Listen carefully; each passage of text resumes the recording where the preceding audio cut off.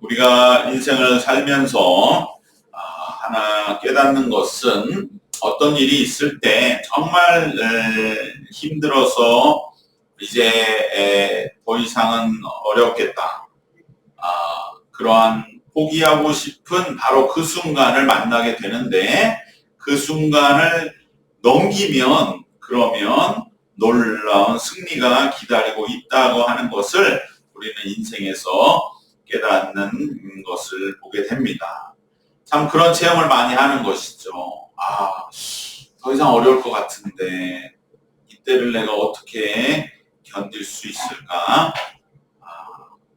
그렇게 정말 버티고 견디다 보니 어느 순간 그 어려움을 넘어가게 되고 그렇게 되면 그 문제들이 해결되는 그러한 놀라운 새로운 일들이 일어나게 되는 것을 우리는 체험하게 됩니다. 문제는 정말 그 어려운 순간을 과연 넘길 수가 있는 것이냐. 바로 우리가 여기에 이제 문제가 있는 것이죠.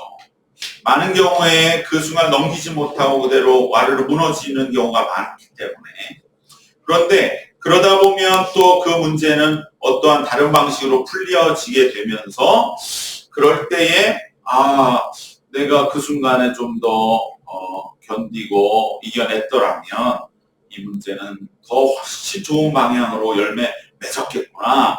다음에는 내가 이러한 때가 왔을 때 이것을 잘 끝까지 견뎌서 이겨내야지. 이렇게 우리들이 또 반복적으로 그러한 일들을 겪으면서 우리는 점점점 어떻게 보면 그 어려운 순간을 넘기는 그러한 훈련들을 해 나가는 것입니다.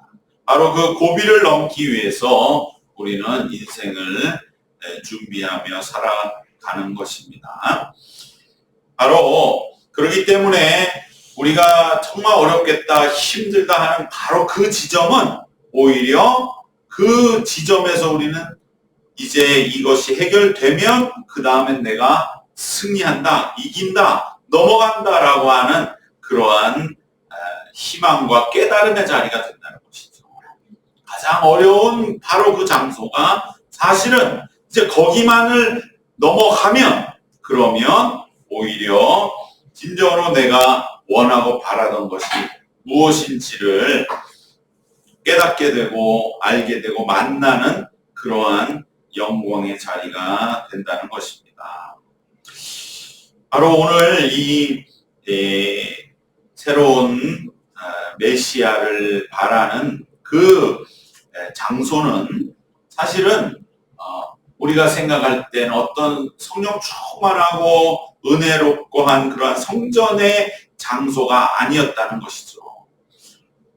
이스라엘 백성들이 진정한 메시아를 소망하고 갈망하던 그 장소는 오히려 그들이 정말로 가장 삶의 마지막에 떨어져서 이제 더 이상은 내가 여기에서 버틸 수가 없겠다고 여기는 바로 그 장소가 메시아를 참으로 기다리고 찾게 되는 장소가 되는 것입니다.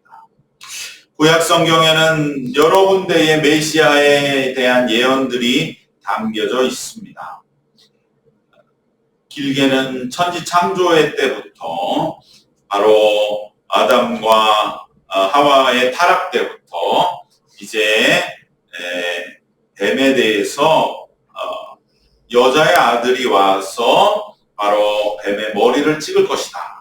그러한 메시아의 예언서부터 시작해서 구약 성경 전체에는 메시아의 예언들이 담겨 있는데 그것이 구체적으로 역사적으로 이제 드러나서 메시아를 기다리면서 그것이 예수님께로 연결되는 구체적인 역사적인 시점은 우리가 바벨론 포로기다 라고 보는 것이고 그 증거가 바로 오늘 이사야서의 40장 이후에 나오는 바벨론의 이사야가 남긴 예언의 말씀이 됩니다. 이제 남한국 유다마저 멸망해버리고 바벨론 포로기는 어떠한 시기였습니까? 여호와 하나님의 나라라고 하는 것은 이제 이 땅에서는 사라졌습니다. 외형적으로 국가로서는 더 이상 존재하지 않고, 특별히 바벨론은 이스라엘 나라를 다 없애려고 아예 자취조차 남지 않도록 하기 위해서 예루살렘에 있던 모든 이스라엘 백성들을 그대로 옮겨 바벨론 포로로 끌고 갔습니다.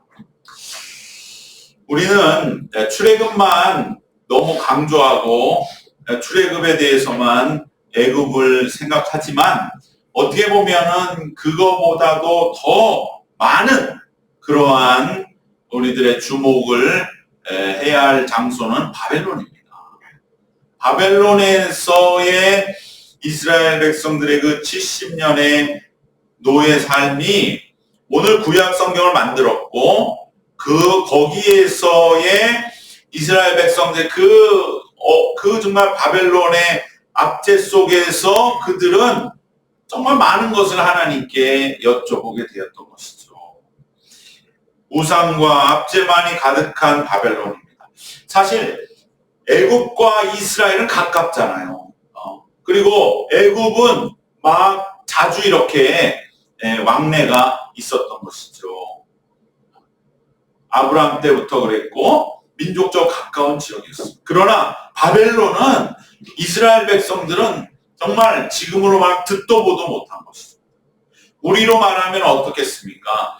마치 애굽은 어떤 만주나 중국의 그러한 땅처럼 여겨지는 그러한 지역이지만, 바벨론은 저 먼 중앙아시아 시베리아를 지나서 정말 우리가 이름으로 지금은 사진이 있어서 보는 그러한 땅으로 끌려간 것입니다.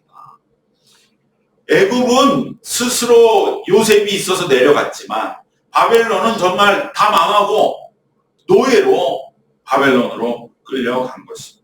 거기에는 정말 난생 처음 보는 우상들로 가득하고 포로로 끌려왔기 때문에 노예 신분 속에서 정말 압제만이 가득한 이 바벨론에서 이스라엘 백성 가진 고초와 형언할 수 없는 고난을 겪으면서 그곳에서 그들은 이제 정말 탄식하며 기도하게 되는 것이죠. 왜 우리가 멸망했을까? 분명히 하나님은 우리의 편이었고 우리 하나님이시고, 이 사람은 이방인들인데 우리는 어렸을 때부터 정말 하나님 안에 있으면 그래도 우리를 지켜주신다. 하나님은 우리의 만방의 가장 강력한 하나님이시고, 우리가 번영해서 떵떵거리지 못할지라도 이렇게까지 멸망하지는 않는다고 어렸을 때부터 배웠는데, 지금 상황은 그 모든 어릴 때부터 배웠던 신앙의 가르침들이 전부 다 뒤집어지는 그러한 절망 중에 절망의 상황 속에서 그들은 결국은 내린 결론은 무엇이냐? 우리의 이 멸망의 모든 문제는 하나님께 있는 것은 아니다. 내 자신에게 있다고 하는 바로 그 자리가 바로 회개인 것이죠. 어렵사리 여기까지 이르렀던 것입니다. 그 다음에 이제 이들은 어떻게 생각했느냐? 그러면 우리는 어떻게 해야 여기서 구원을 받을 수가 있겠나? 과연 어떤 메시아가, 우리가 그동안에 기대를 가졌던 메시아들은 가짜였다는 거죠. 그들이 진짜 메시아면 우리가 여기에 와 있을 이유가 없는데, 이렇게까지 멸망해서 바벨론에 앉아 있을 이유가 없는데, 우리가 그동안에 바랐던 그러한 메시아는 다 이제 치워버리고 과연 누가 우리를 참으로 구원할 것인가를 깊이 기도하게 된 것입니다. 그동안 메시아를 여겼던 왕들과 지도자들 그 누구도 우리를 구원의 길로 이끌지 못했다. 우리는 헛된 메시아를 그동안에 의지하고 있었던 것은 아닙니다. 오늘 우리가 대강절을 2026년 새롭게 교회력을 시작하면서 정말 내가 그동안에 의지하고 있는 메시아, 내가 믿었던 예수님은 그 전에 허상이 만든 하나의 주님은 아니었는가? 진정한 메시아를 찾아서 나는 믿음의 길을 걸어간다면 우리는 바벨론의 왕 앉아 있는 것 같은 그러한 깊은 절망을 이제는 벗어나는 구원의 길로 접어들게 될 줄로 믿습니다. 진정한 나를 구원할 메시아는 누구냐? 이때 한 예언자가 바벨론에서 등장하는데 그 사람은 이름은 모릅니다. 근데 그 사람은 누구라고 자기를 어느 예언자의 전통을 계승했다고 자신은 그렇게 평생을 살다가 하나님께 돌아갔냐면 이사야의 전통을 계승했다고 생각했어요. 그래서 자신의 예언을 이사야의 예언과 다 합쳤습니다. 그 사람을 우리는 이름을 모르기 때문에 바벨론의 이사야라고 부릅니다. 그 사람의 예언이 40장부터 이제 구약 성경에 이사야서의 두 번째 파트를 차지하고 있는 것은 이사야서를 읽어보면 압니다. 읽어보면 이 바벨론에서 예언했던 이 무명의 선지자는 우리가 알고 있는 이사야, 바로 우시야, 요담, 아하스, 히스기야로 이어지는 이스라엘이 멸망하기도 150년 전에 와 사람과는 맞지 않는 거죠. 그 사람이 이제까지 살아남았을 리가 없는데, 그런데 이것을 합쳐서 우리가 왜 이사야로 부르느냐? 그것은 예언의 맥이 통하거든요. 자기가 그 150년 전 예언했던 이사야의 전통과 딱 맞다는 거예요. 이사야의 그 심령과 이사야가 했던 메시지가 그 당시에는 받아들여지지 않았고 무슨 뜻인지 몰랐는데 이제 바벨론에 오니까 알더라고요. 여러분, 우리가 하나님의 말씀도 내 인생이 정말로 어떻게 보면 좀 살만할 때는 안 들려요. 그때 무슨 말인지 몰라요. 임박한 경고가 와도 그렇게 갑자기 망한 것 같지 않은데, 근데 실제로 내 삶이 바닥으로 떨어지면 그때서야 들려요. 그 일이 이사야서 안에서 일어나고 있는 것입니다. 그래서 이사야의 이름 하나로 바꾼 거죠. 어떻게 보면 이 바벨론의 이사야는 자기가 받은 이 하나님의 말씀이 바로 100여 년 전에 그 왕궁에서 처절하게 이스라엘의 이 멸망의 징조를 예감하고 정말로 비를 토하며 예언했던 그 이사야의 예언을 자기 시대에 이제 해석해서 그 뜻을 온전하게 더 풀어주는 그러한 예언의 맥으로 계승한다고 확신했던 것이죠. 바로 그 바벨론의 이사야의 예언은 무엇입니까? 그는 하나님께서 우리 바벨론 포로들을 구원하실 것이다, 돌려보낼 것이다 라고 예언합니다. 그러면 우리를 구원해 주실 때 역할을 할 사람, 그 사람이 메시아다. 그 누구냐? 당시의 사람들은 바벨론에서 누구를 메시아라고 생각했냐면 바로 당시에 이제 페르시아의 왕 고레스를 메시아라고 생각합니다. 그런데 이사야는 좋다. 당시 바벨론에 끌려간 유대인들은 다 고레스가 우리의 메시아라고 생각했거든요. 그 좋다. 그 사람 하나와 또 한 사람, 하나님의 종, 하나님께서 나의 종이라고 하신 바로 그 두 사람이 메시아라고 이 바벨론의 이사야는 말씀으로 선포하고 있습니다. 우리는 여기에서 신약을 믿는 그러한 기독교이기 때문에 메시아는 예수님밖에 없다. 이것은 맞습니다. 근데 당시 바벨론에 있었던 사람들은 우리랑은 다르잖아요. 그 사람들은 예수님을 알 수도 없고, 그런데 그 사람이 가졌던 이 메시아, 바벨론에 살던 사람이 메시아라고 기대하고 바랬던 소망은 오늘 우리보다 더 간절했다고 해도 과언이 아니죠. 그럴 때에 그들이 가졌던 메시아라고 하는 그 생각은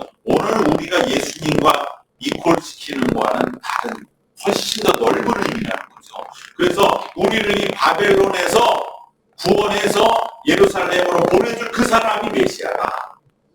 그것은 고레스 왕이 그랬다. 페르시아의 왕 고레스가 이제 바벨론을 멸망시키고 바벨론 포로들 다 고국으로 돌아가라. 그 사람이 메시아지. 누가 메시아냐? 우리를 보내줬잖아. 우리를 돌려보내줬잖아. 라고 당시에 바벨론에 끌렸던 이스라엘 백성들은 다 그렇게 수긍을 하고 있었기 때문에 이 이사야가 고레스가 메시아인 거, 당신들 그렇게 생각하고 있는 거, 난 굳이 틀렸다고 하지 않겠다. 즉 메시아라고 하는 그 용어의 뜻을 얼마나 넓게 생각하고 있었는가를 우리는 한 번쯤은 생각해 봐야 하는 것입니다. 우리가 그냥 무조건 메시아는 예수님이지 이렇게만 간단하게 생각하고 넘어갈 수도 있지만, 그러나 구약의 당시의 사람들의 마음에 우리가 더 다가가면 이 말씀이 더 살아나는 것이죠. 그럴 때에 바벨론에 살았던 사람들은 고레스가 메시아라는 것에 대해 다 누구나 거의 80, 90%는 인정을 하고 있었습니다. 즉 이방의 왕도 메시아가 될 수 있었던 겁니다.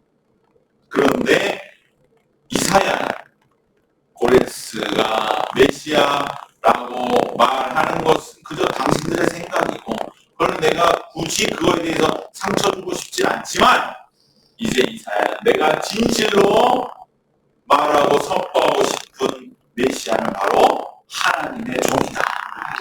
즉 하나님께서 나의 종이라고 말씀하신 바로 그 사람이야말로 우리를 바벨론까지 끌려오게 만든 우리 구약의 모든 역사에 우리가 잘못 찾았던 메시아를 이제는 극복하게 해줄 사람, 진정한 메시아를 찾게 해주는 바로 그 사람은 하나님의 종이라고 참된 메시아를 이 이사야는 선포합니다.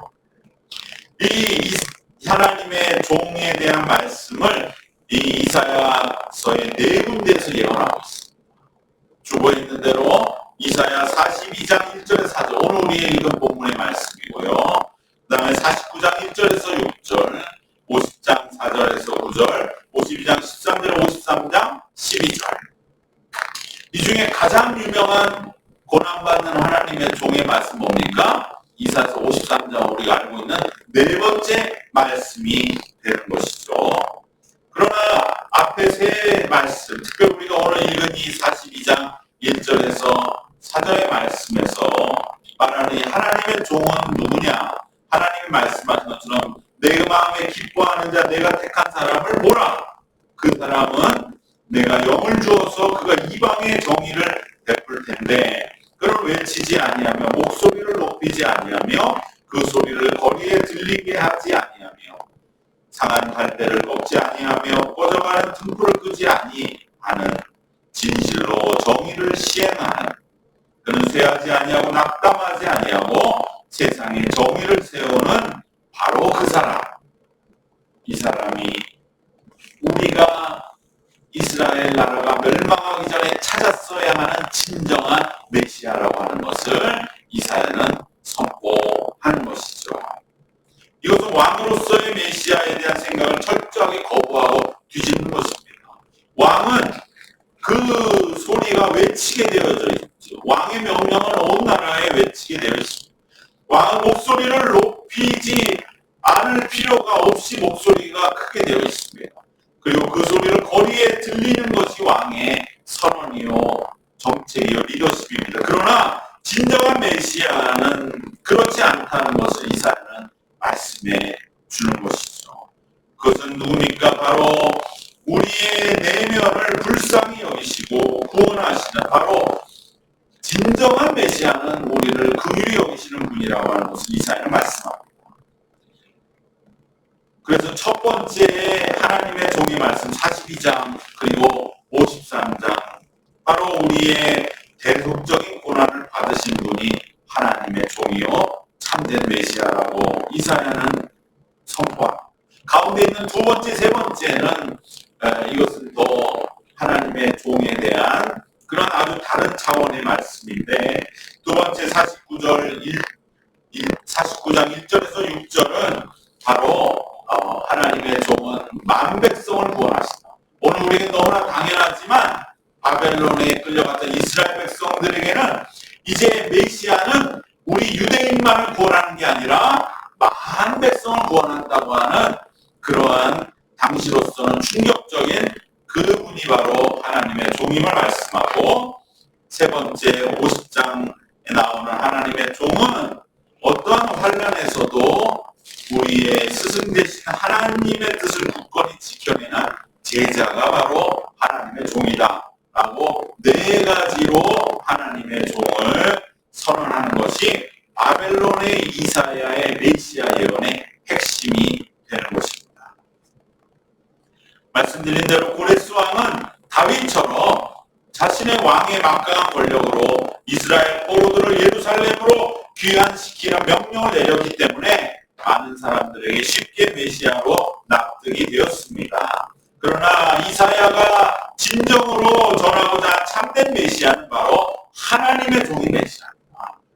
이 참된 메시아는 세상 권력과 권세로 세계를 변화시킴으로 우리를 구원한 메시아가 아니라 우리의 영혼을 사랑하시고 우리의 마음과 심령을 공의로 구원하시는 메시아이심을 이사야는 비로소 어디에서 깨달았느냐? 바벨론에 가서 깨달았던 것입니다. 이것은 바로 유다가 멸망하기 전에 예언했던 우리가 알고 있는 그 이사야, 즉 이사야 1장에서 39장에 나오는 우시야, 요담, 아하스, 히스기야 시대 활동했던 그 선지자 이사야가 겪었던 바로 그 깊은 좌절 속에서 받았던 예언의 말씀과 직접적으로 연결되는 바로 일맥상통함을 이루는 것입니다. 이 바벨론의 이사야 말고 우리가 잠깐 그 처음 우리가 알고 있는 이사야를 생각해 보면 그 이사야는 사실은 왕손의 혈통입니다.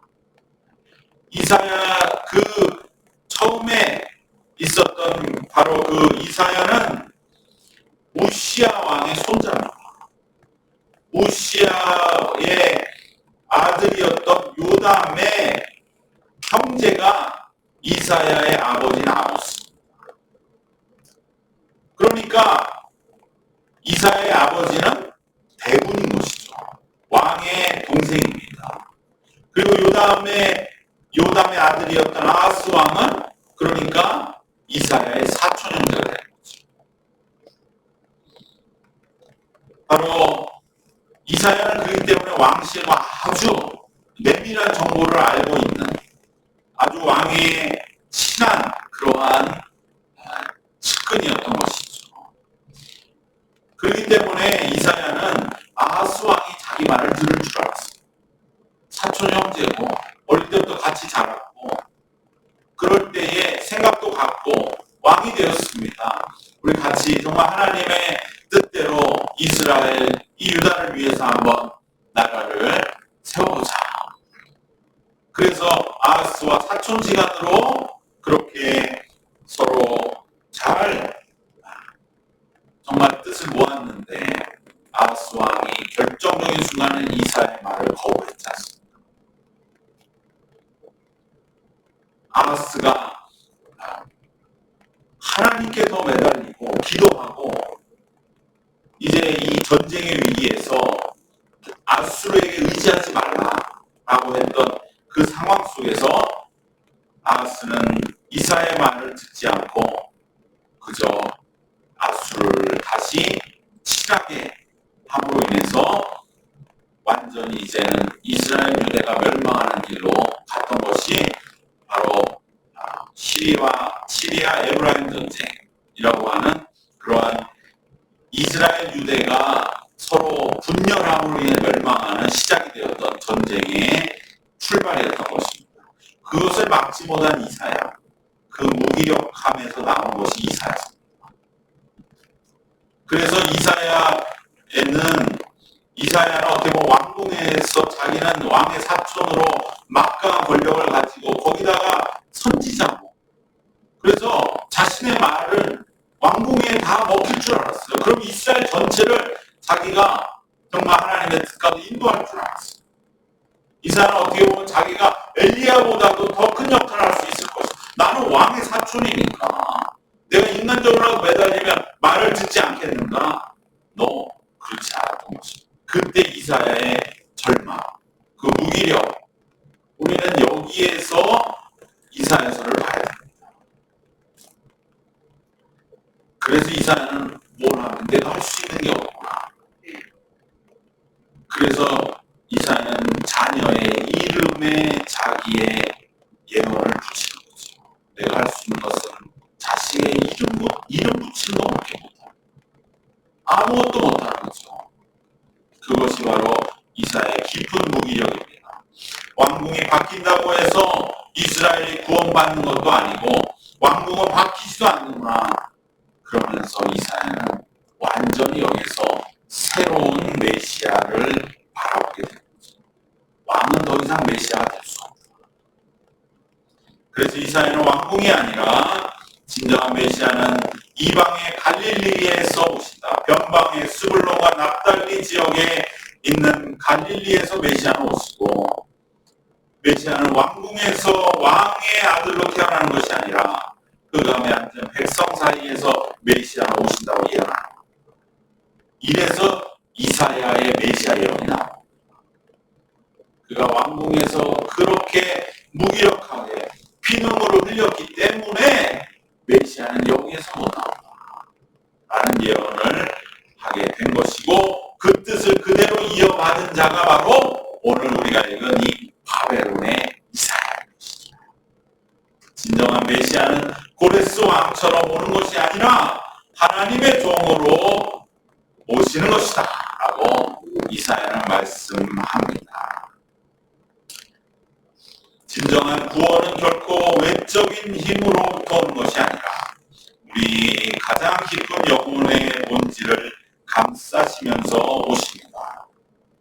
바로 오늘 본문의 말씀처럼 상한 갈대를 꺾지 아니하시고 꺼져가는 심지를 끄지 아니하시도록 우리 영혼을 내리누르는 멸망으로 이끄는 죄의 본성 앞에 무기력하여서, 이사야의 무기력, 바벨론 포로들이 지금 당하고 있는 이 무기력, 그 이유는 사실은 자신들의 죄 때문이거든요. 선지자는 그것을 공격할 적에 이스라엘 백성은 더 마음이 찔리는 거죠. 그래, 우리가 안 그래도 죄 때문에 여기에 이렇게 하고 있어. 그런데 메시아는 거기에서 한 번 더 나가시는 겁니다. 죄 때문에 너희들이 그게 무기력하겠지만 나는 그 죄를 지적하거나 죄책을 논하지 않는다. 다만 그렇게 무기력하게 있는 너희들의 모습을 불쌍히 여깁니다. 바로 상한 갈대와 꺼져가는 심지조차도 그 너의 죄 때문이야 라고 말하지 않는 것, 그것을 불쌍히 여기시는 분이 바로 우리에게 오실 참된 메시아이심을 선언합니다. 이것을 어떻게 깨닫겠습니까? 그동안의 선지자들은 전부 죄를 지적하고 회개하라고만 했는데 바벨론에 가서야 깨닫는 것이죠.